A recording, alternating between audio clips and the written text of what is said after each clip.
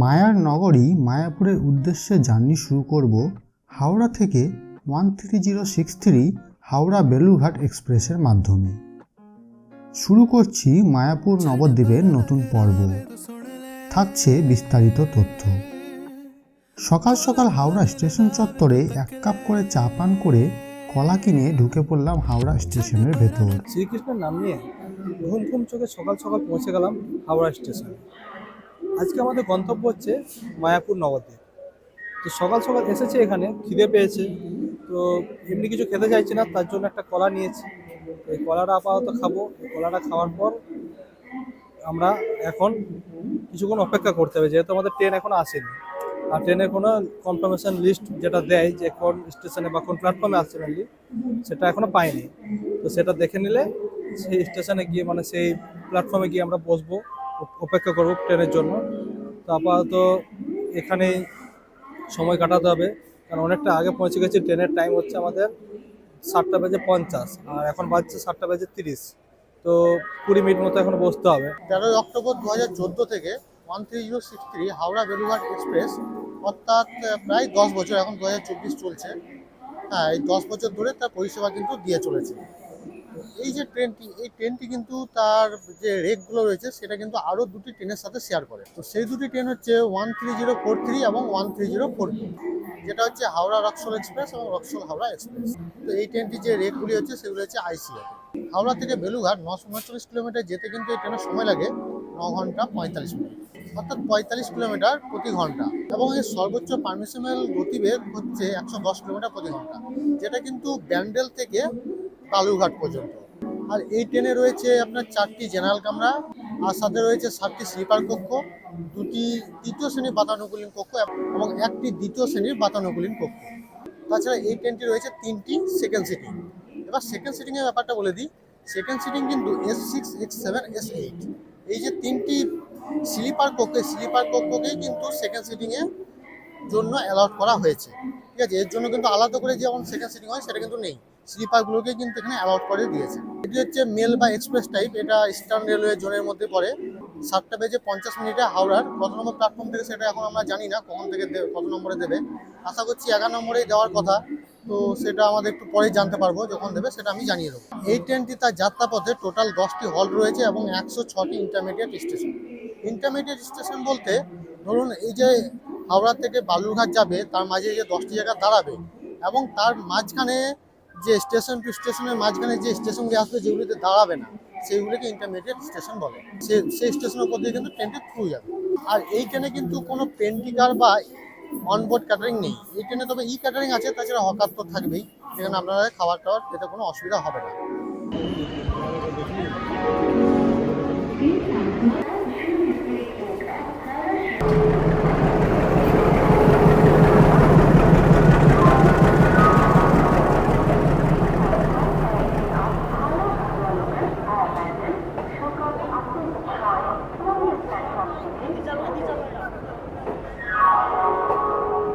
ভালো লাগবে।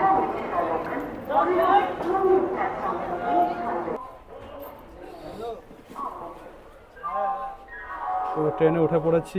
ট্রেনের অবস্থা হচ্ছে এরকম। এটা স্লিপার কামরায়, মানে স্লিপার কামরাটাকে চেয়ার কার করেছে, যার মধ্যে এরকম জল রাখার ব্যবস্থা। এদিকে সুইচ বোর্ড, মিরর, বড় একটা সুইচ বোর্ড আছে। এগুলো আপাতত লাগেজ রাখার জন্যই করা হয়েছে। আর ওইদিকেও সুইচ বোর্ড সবই ব্যবস্থা আছে। আর ওইদিকেও একটা নিচে একটা আপারে এরকম ধরনের ব্যবস্থা করা আছে। তো সিটের ব্যবস্থা কিছুটা ভালোই আছে। তো ট্রেন এখন হাওড়া 11 নম্বর প্ল্যাটফর্মে ঢুকে পড়েছে। তো ট্রেনটি আপনাদের একটা কথা বলতে ভুলে গেছিলাম, যেটি সোম থেকে শুক্র সপ্তাহে 5 দিন চলে। শনি রবি কিন্তু এই ট্রেনটি বন্ধ থাকে। তো আপনারা যখন টিকিট করবেন অবশ্যই দেখে করবেন। আর বাকি তো ট্রেনটি ভেতরটা তো দেখালাম কেমন পরিষ্কার পরিচ্ছন্ন রয়েছে, ভালোই পরিষ্কার পরিচ্ছন্ন রয়েছে। এবার বাথরুমটা আপনাদের একটু পরে দেখিয়ে দিচ্ছি। এখন লাইট বন্ধ আছে, লাইট চালু করেনি, লাইট চালু করলে দেখিয়ে দিচ্ছি। তাছাড়া আপনাদের একটা জিনিস আমি বলে দিই, যদি আপনারা এই ট্রেনটিতে রিজার্ভেশন করে না যান, যদি লোকাল ট্রেনে যান, তাহলে হাওড়া থেকে আপনারা নবদ্বীপ ধামের লোকালও অনেক পেয়ে যাবেন, যেটি মোটামুটি 25 টাকা এরকম কিছু ভাড়া নেয় এবং 2-2.5 ঘন্টার মতো সময় লাগে। তাছাড়া শিয়ালদা থেকে যদি যেতে যান, শিয়ালদা থেকে কৃষ্ণনগর পর্যন্ত, কৃষ্ণনগর সিটি জংশন বলে একটা স্টেশন আছে, সেখান পর্যন্ত আপনারা অনেক লোকাল পেয়ে যাবেন, যেটাও প্রায় 19-20 একই 2-2.5 ঘন্টার মতো সময় নেয়। টাইম প্রায় 7:52 প্রায় বেজেই গেছে, 2 মিনিট অন্তর টাইম তো হয়ে গেছে। দেখি ট্রেন কখন ছাড়ে। ট্রেন তো সবে ঢুকলো, আশা করছি মনে হয় ট্রেন একটু লেটেই ছাড়বে। তো এই ট্রেনের বাথরুমটা দেখুন পরিষ্কার পরিচ্ছন্ন রয়েছে, যথেষ্ট পরিষ্কার রয়েছে। জল, হ্যাঁ জল রয়েছে, জল অন করছে যদি বা জল রয়েছে। মিররটাও রয়েছে, মিররটা পরিষ্কার রয়েছে। যদি বাথরুমটা দেখি, হাত দেখানোর প্রয়োজন নেই, তবু পরিষ্কার পরিচ্ছন্নই রয়েছে। আর ফ্যাশও বেশ ভালোই কাজ করছে। আর তেমন কিছু এখানে যেমন জামা প্যান্ট রাখার একটা হ্যাঙ্গার রয়েছে, এখানেও একটা রয়েছে মুখ টাইপের, ঠিক আছে। আর বাকি দেখানো কিছু নেই, সমস্ত পরিষ্কার পরিচ্ছন্ন রয়েছে। এখানে যেমন কল থাকে সেটা রয়েছে। বাকি দেখতে পারেন পুরো শুকনো আছে, কিন্তু কোনো ভিজে নেই, পুরোটাই পরিষ্কার পরিচ্ছন্ন আছে। আর এই যে এটা হচ্ছে ইন্ডিয়ান, আর পাশে রয়েছে কিন্তু কোমোড, পাশে আবার কোমোডও দেওয়া আছে পাশের বাথরুমটাতে। তো শেষমেশ ট্রেন ছেড়ে দিল 8:04, যার টাইম ছিল 7:50। তো যাই হোক, কিছুটা লেট হয়েছে। এখন পরে এটা মেকআপ দেবে কিনা সেটা যাত্রাপথে বোঝা যাবে। তো চলুন যাত্রাটাকে উপভোগ করি।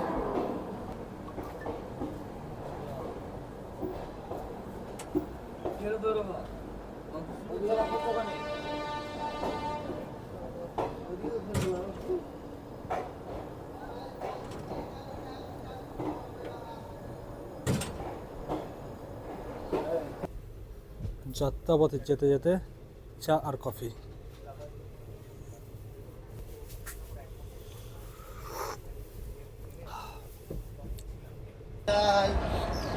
জল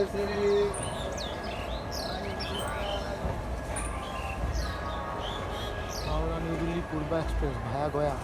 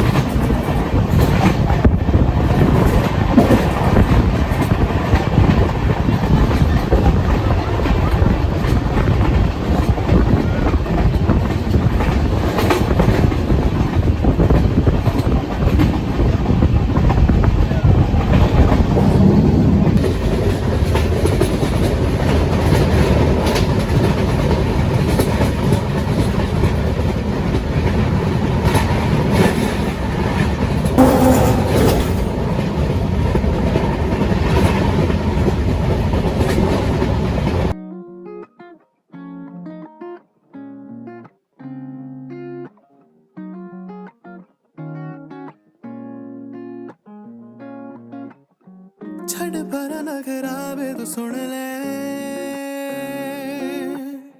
ਖੋਲ ਬੂਹਾ ਦਿਲ ਦਾ ਵੇ ਤੂੰ ਤੱਕ ਲੈ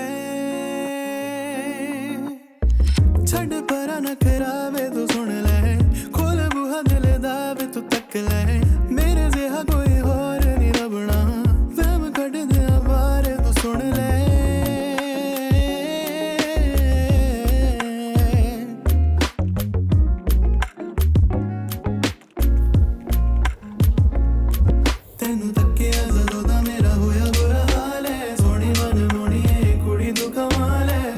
ট্রেন তুলনামূলকভাবে ফাঁকাই আছে, যেগুলো সিট সেগুলো মোটামুটি ভর্তি হয়নি, মানে যেটা রিজার্ভেশন। আর জেনারেলে ভিড়টা ভালোই আছে। তো যেতে যেতে আমরা চিড়ে ভাজা নিয়ে নিলাম, চিড়ে ভাজা খাই।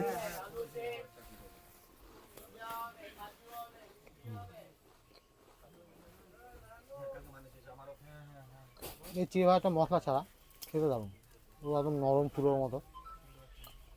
কারণ যেতে যেতে মুখ চলতেই থাকবে আজকে সারাদিন, মুখ আর বন্ধ হবে না আজকে। ট্রেন এখন ছেড়ে চলেছে শেওড়াফুলি জংশন।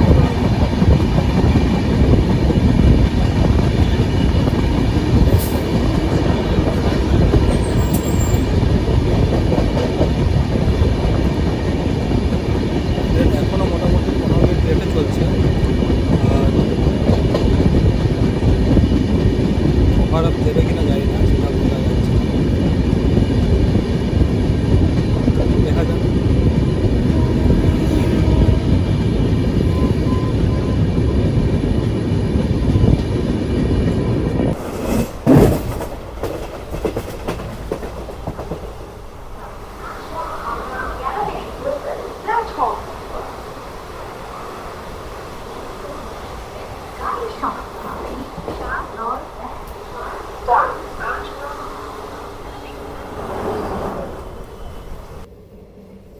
স্টেশন হুগলি। পরবর্তী স্টেশনে আসছে আমাদের ব্যান্ডেল জংশন, আর ওটাই হবে আমাদের প্রথম জংশন যেখানে ট্রেনটা দাঁড়াবে।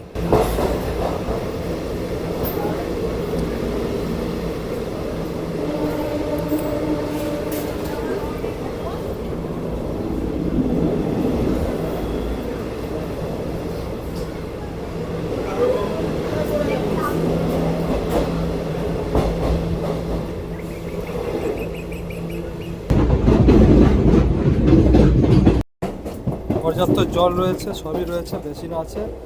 আয়না একটু ক্লিন করতে হতে করেনি, ওখানে ট্যাঙ্কার ট্যাঙ্কার সব ব্যবস্থা আছে। তো এখন ব্যান্ডেল ঢুকছে, দেখতে পাচ্ছেন 8:50। 3 মিনিট যদি বা দেরি আছে তো ঠিক আছে, এটা হয়তো বড় হয়তো মেকআপ দিয়ে দেবে। 3 মিনিট দেরি মানে এমন কোনো দেরিও না।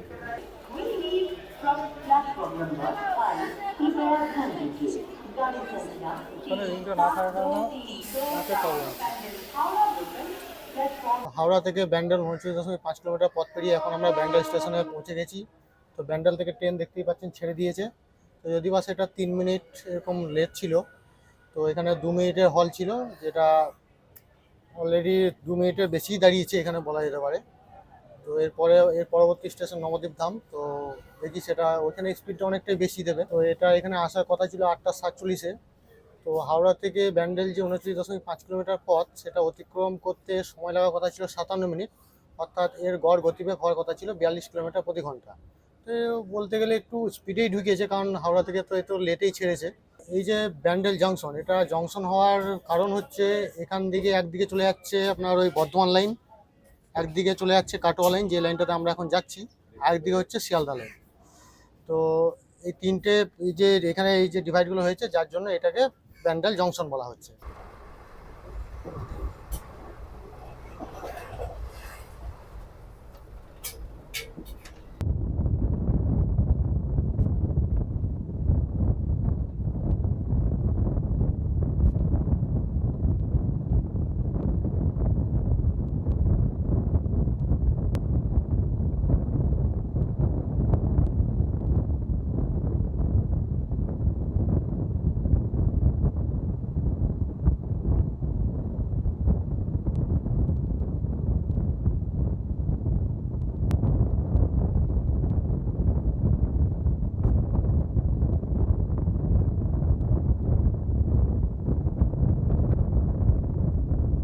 মুড়ি খাওয়াবেন, মশলা মুড়ি, ভালো মুড়ি, মুড়িটা মানার চিলাইবে, মুড়ি খাওয়াবেন, মুড়ি গেল, লাল মুড়ি খাওয়াবেন, মুড়ি খাওয়াবেন, মুড়ি গেল।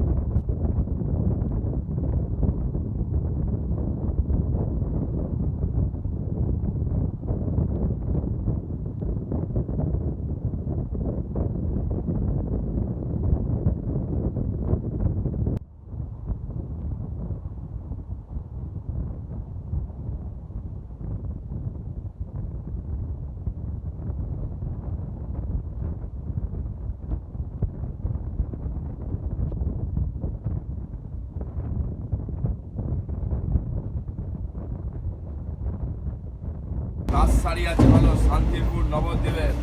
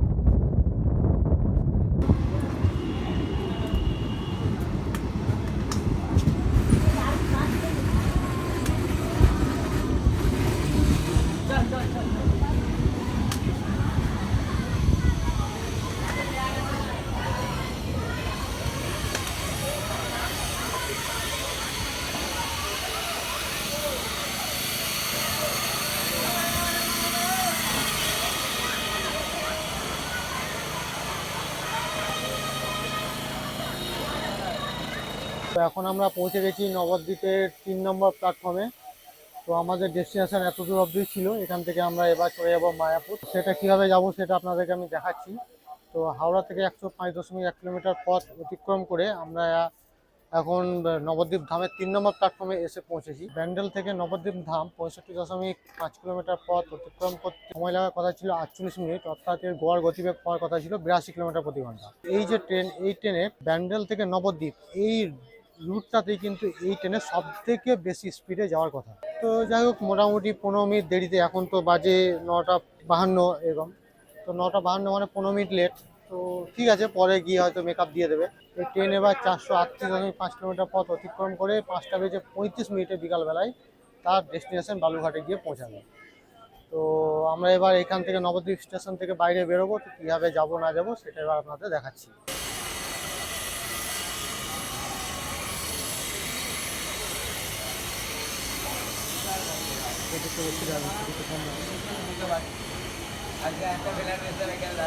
এইদিকে দেখুন পুরো জঙ্গল, ওইদিকে কিন্তু কোনো যাওয়ার জায়গা নেই। তো আমাদেরকে যেতে হবে এইদিকে 1 নম্বর প্ল্যাটফর্ম। যাই হোক, তো এখান থেকে এবার আমাদের এইদিকে যেতে হবে। নিচে দেখুন এখানে লিফটও আছে, যারা বয়স্ক মানুষ চলাফেরা করতে পারেন না বা বাচ্চা নিয়ে আছেন তাদের জন্য এই লিফটে আছে। এই সিঁড়ি দিয়ে আমরা এখান দিয়ে চলে যাব। এখান দিয়ে চলে যাওয়ার পর দেখুন এটা হচ্ছে 1 নম্বর প্ল্যাটফর্ম। আর ওই দিকে দেখুন যত টোটো বা রিক্সা যাবতীয় যা আছে যানবাহনের সমস্ত ব্যবস্থা কিন্তু ওইখানে রয়েছে। আর এইখানে রয়েছে এটা 1 নম্বর প্ল্যাটফর্মে বাড়ি দিয়ে বেরিয়ে আমরা গিয়ে দেখি এবার সোজা ভাবছি মায়াপুর ইয়েতেই চলে যাবো, যেটা ওই ঘাট। ওই ঘাটে গিয়েই ওখানে গিয়ে আবার আমাদেরকে বোটে করে যে নদীটা আছে নদী পেরোতে হবে, গঙ্গা নদী। তো আমরা এখান থেকে বাইরে বেরোই। সামনে দেখতে পাচ্ছি মায়াপুর ধামের টিকিট কাউন্টার, আর এদিকে রয়েছে অনেক রিক্সা স্ট্যান্ড রয়েছে। সামনে থেকে আমরা রিক্সা বা টোটো ধরে আমরা বেরিয়ে পড়বো মায়াপুরের উদ্দেশ্যে। তো এখানে টোটো পেয়ে গেলাম। টোটোতে রেট বলছে 20 টাকা পার হেড। টাইম কতক্ষণ লাগে এগুলো ঘুরতে? এগুলো ঘুরতে টাইমটা সম্পূর্ণ দাদা আপনাদের উপরে। না, তা মোটামুটি 5 মিনিট জায়গায় 7 মিনিট লাগায় কি 10 মিনিট লাগায়, সেটা একটা ব্যাপার। আর মোটামুটি আমাদের আনুমানিক টাইম লাগে 2 থেকে 2.5 ঘন্টা। 2.5 ঘন্টা। তো টোটো উঠে গেছি। টোটোতে রেট বলছে 20 টাকা পার হেড। তো এটা শেয়ারিং টোটো, মানে আরও লোক প্যাসেঞ্জার উঠবে। এটা সোজা গিয়ে ওঠাবে কিন্তু ওরাল ঘাট, বা যেটাকে বলা হয় আমাদের মায়াপুর ঘাট। আর একটা নাম আছে, এটা হচ্ছে হুলোর ঘাট। এখান থেকে ঘাট যাব, ঘাট থেকে আমাদের নৌকা করতে হবে, নৌকা করে আমাদের ওই পারে গিয়ে আবার কিন্তু অটো করতে হবে। তো অটো বা টোটো করতে হবে, সেটা ওখানে গিয়ে জানবো কি ব্যবস্থা আছে, কি রেট আছে, কি না আছে। ক্যাপিটাল চেঞ্জ করার জন্য ওরা সম্মতি দিয়েছে। হ্যাঁ, একটা ক্যাপিটাল চেঞ্জ করে ওই জায়গাটা পুরো সিস্টেমটাকে চেঞ্জ হয়ে গেছে। ক্যাপিটাল চেঞ্জ হয়ে গেছে, মায়াপুর থেকে আয়ের জায়গা কেটে এ করে দিয়েছে। আচ্ছা আচ্ছা। মিয়াপুর থেকে মায়াপুর। মায়াপুর থেকে মায়াপুর। মিয়াপুর থেকে মায়াপুর। হ্যাঁ, আচ্ছা। এইবার মায়াপুর আপনি যদি দেখেন তখন তো মানুষ এতটা বুঝতে পারেনি হ্যাঁ হয়েছে। যাই হোক, হ্যাঁ, হ্যাঁ। তারপরে ওরা দাবি করছে এইবার জন্মস্থান আমাদের এদিকে। আচ্ছা জন্মস্থান ওরা করেছেও, আচ্ছা। জন্মস্থান বলে লেখেনি, ওরা জন্মভিটা বলে লিখেছে। আচ্ছা, জন্মভিটা, হ্যাঁ। নামটাকে একটু চেঞ্জ করে দিয়েছে। যে এবার জন্মস্থান আর জন্মভিটার মধ্যে পার্থক্য তো কিছু নেই দাদা, হ্যাঁ হ্যাঁ নামটা করেছে এক। হ্যাঁ দ্বিতীয় কথা, এবার ওরা বলছে তাই তো আমাদের এখানে লেখা হয়েছে। হ্যাঁ আমাদের যদি গ্রন্থ দেখা যায়, হ্যাঁ। গ্রন্থে লেখা রয়েছে মায়াপুর। হ্যাঁ ওটার পূর্ব নামটা তুমি দেখো হ্যাঁ, সেটাই মিয়াপুর। মিয়াপুর। হ্যাঁ তাহলে সেখানে কি করে হলো? আজকে তো আজকে লেখা হয়নি, হ্যাঁ আজকে লেখা হয়েছে মোটামুটি 400 বছর আগে। হ্যাঁ, 400-500 বছর আগে। হ্যাঁ, মায়াপুর যাবার লঞ্চের গাড়ি। মায়াপুরের 3টে টিকিট দেবে।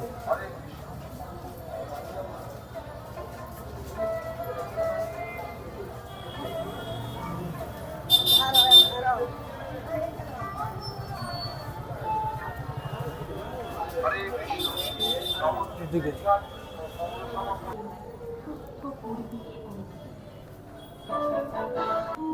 জয় শ্রীকৃষ্ণ, নমো নমো করছি। সামনে স্টিমার আছে, উঠবো, টিকিট কেটে নিয়েছি।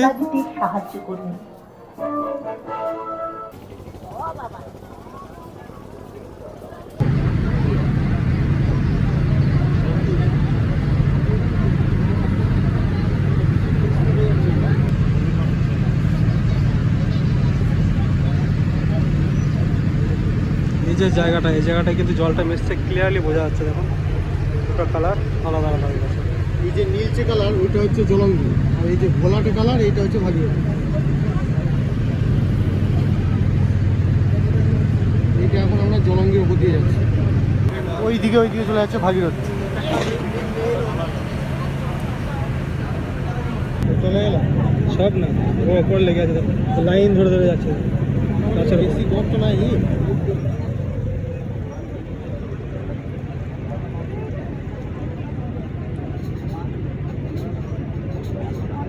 অনেক গাছ আছে, আমার অ্যাকোয়ারিয়ামে কাজে লেগে যাবে, তুলে নিয়ে গেলে। নিচে যে ইয়েগুলো রয়েছে গাছগুলো, সেগুলো কিন্তু এখান থেকে দেখা যাচ্ছে পরিষ্কার দেখা যাচ্ছে। জল কিন্তু এখানে পরিষ্কার। এই গাছগুলো কত দাম জানিস? 10 তুলে নিচে দিবি।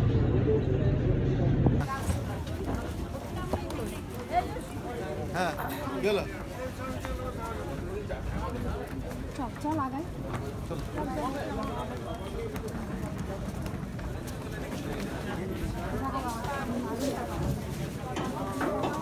এদিকে আয়।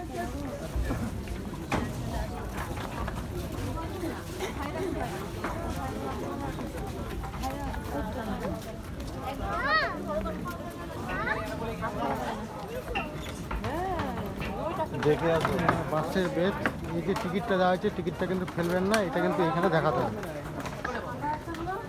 টিকিটটা সঙ্গে রাখবেন, এখানে দেখিয়ে দেবেন, আর ধাপগুলো দেখে দেখে আসবেন। পুরো একটা বাসের সেতু এখানে করে দিয়েছে, এটা অসাধারণ।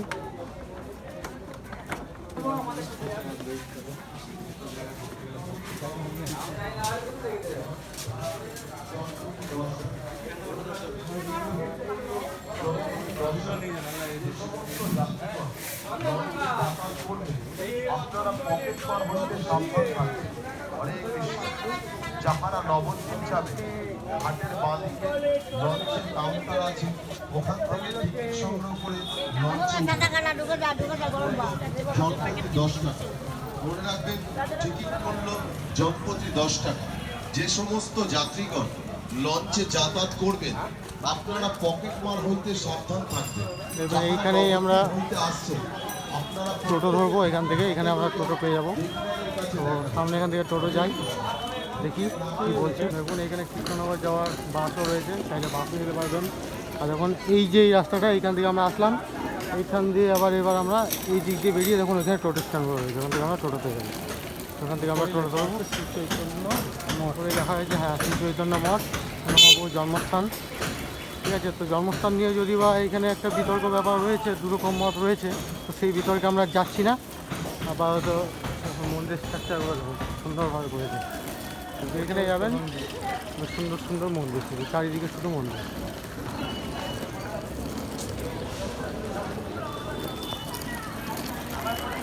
জয় বজরংবলী, জয় হনুমান সংকট মোচন কৃপায় নিধন।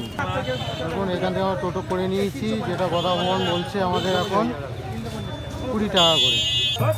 এইসব এরিয়াগুলোতে রয়েছে অনেক হোটেল, এখানে আপনারা চাইলে ওখানে যদি আপনার রুম বুক না থাকে এখানে থাকতে পারেন।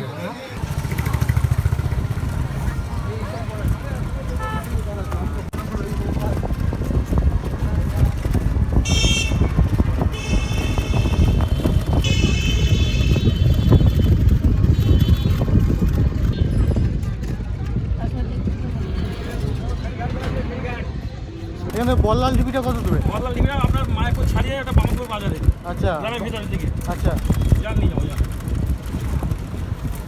বল্লাল ডিবি মাসির বাড়ির জন্মস্থান কাজী সমাজ, বুঝলেন? আচ্ছা, এটা কত কি নেন ওটা? আপনার সব ভুলে 350 টাকা পড়বে।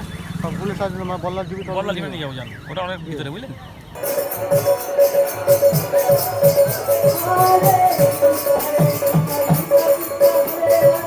Hare Rama, Hare Rama, Rama Rama, Hare Kolkata থেকে মায়াপুরের জার্নির পর্ব এখানেই শেষ করছি। পরের পর্বে মায়াপুর সম্পর্কে বিস্তারিত জানব। ভিডিওটি কেমন লাগলো কমেন্ট করে জানান। ভালো লাগলে একটা লাইক ও চ্যানেলটিকে সাবস্ক্রাইব করে পাশে থাকুন। দেখা হচ্ছে পরের পর্বে।